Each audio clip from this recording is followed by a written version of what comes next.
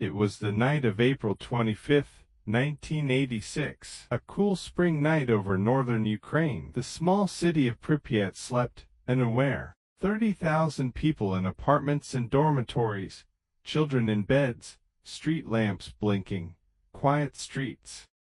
Inside the fourth reactor of the Chernobyl nuclear power plant, engineers prepared for a safety test, a routine procedure on paper, a test of turbines and control systems. But at 1:23:40 in the morning, everything changed. A tremendous explosion tore through the reactor. Steel and concrete were blown skyward. Graphite and burning nuclear fuel scattered across the roof and yard. Radiation spilled into the air.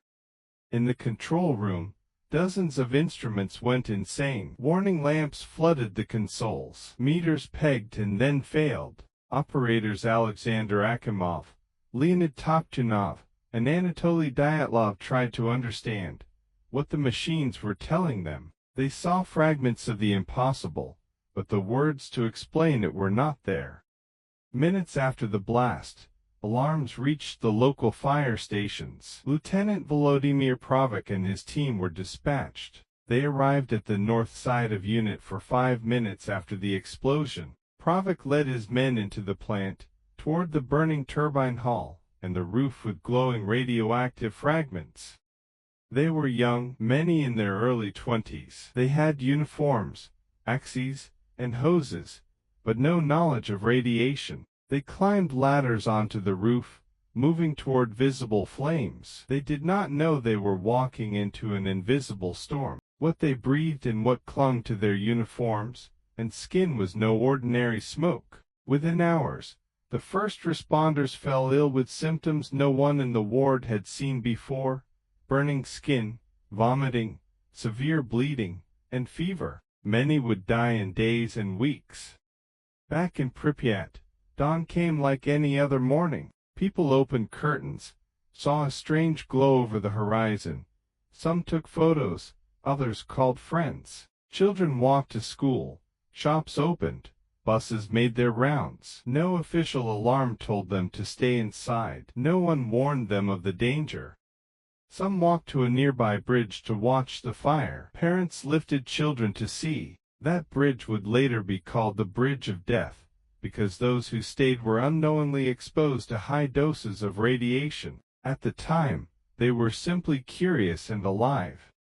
In Pripyat Hospital, the first firefighters arrived. Their skin burned, their eyes were red. Nurses removed their clothes and threw them into the basement. They were treated with basic medical care, without understanding the full effects of acute radiation exposure.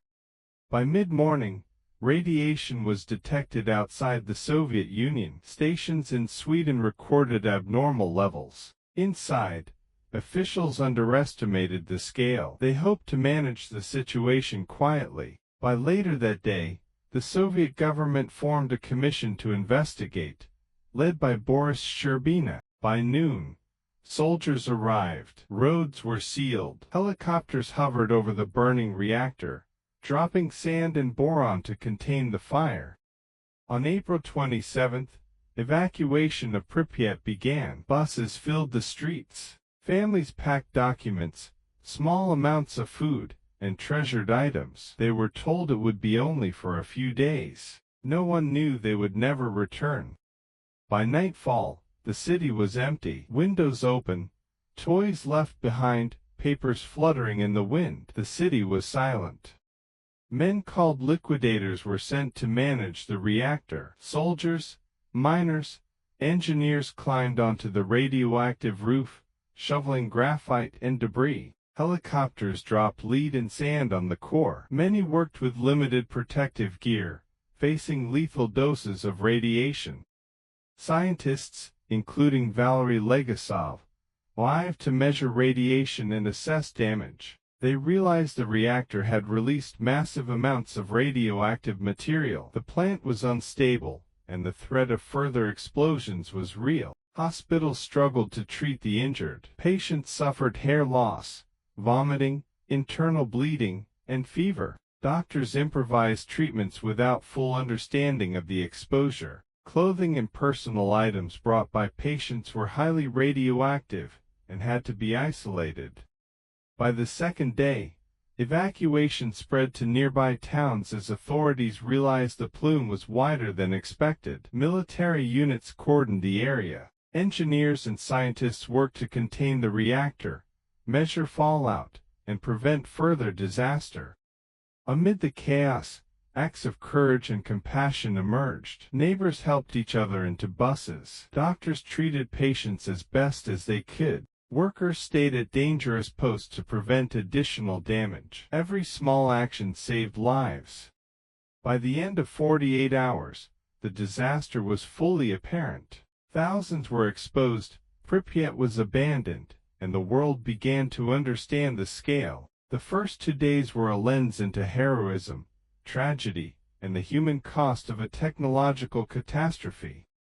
Chernobyl changed the world. April 26 to 28, 1986, the first 48 hours that defined a disaster for generations.